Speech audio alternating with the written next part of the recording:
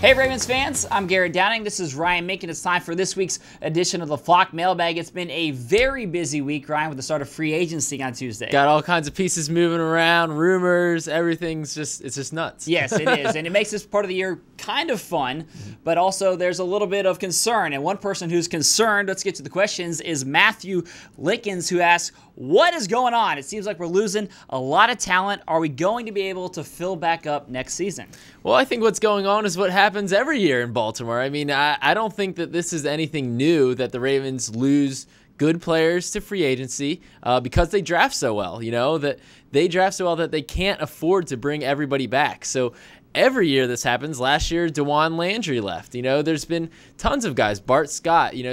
This year there's a few that have been in Baltimore, so it feels a little tougher, I guess. Ben Grubbs, Jarrett Johnson.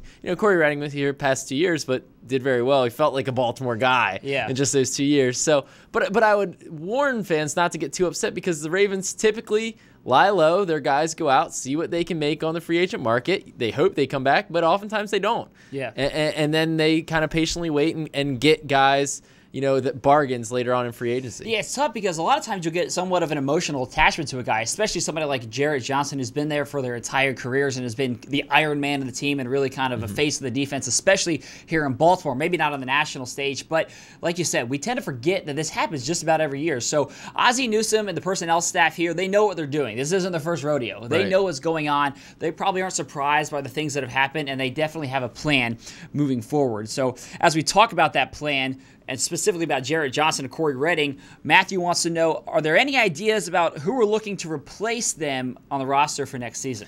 Yeah, well, the obvious replacements for Corey Redding would be defensive tackle Art Jones and Pernell McPhee, who really had a breakout rookie campaign. Those are the on-roster, in-house guys, and I think that they could be two candidates really to kind of have a breakout season. Art Jones really was even pushing Corey Redding for the starting position in training camp last year. It was a battle. Yeah. And Art Jones came into phenomenal shape after his MMA training the previous season, and I know he's going to be back doing some of that same stuff with his brother, John Bones Jones.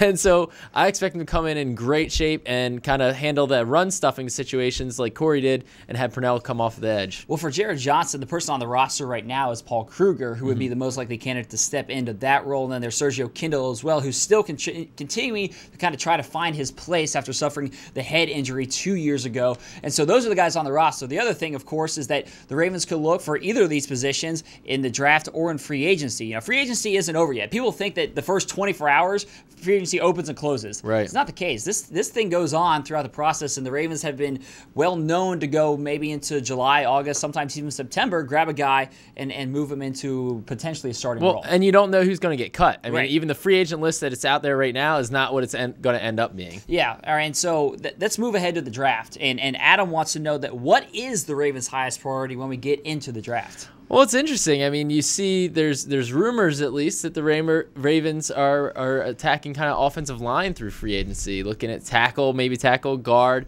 and they're really kind of addressing that through free agency. So you think, well, what are they going to go for in the draft then?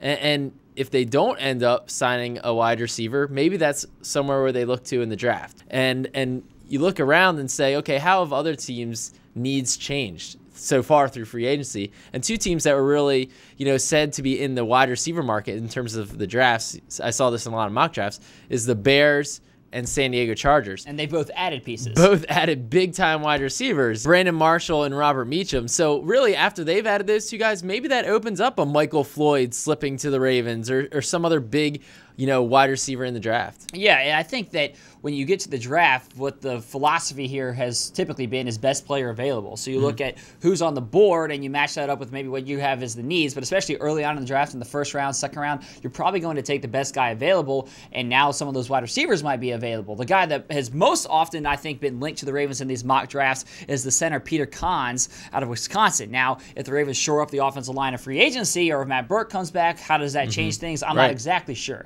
So it'll all continue to shake out over the next couple of weeks. And Ravens fans, if you want to stay up to date on all of that news, make sure you follow us on Twitter @Ravens to keep these questions coming each and every week on our Facebook wall. And of course, you can keep it right here on BaltimoreRavens.com.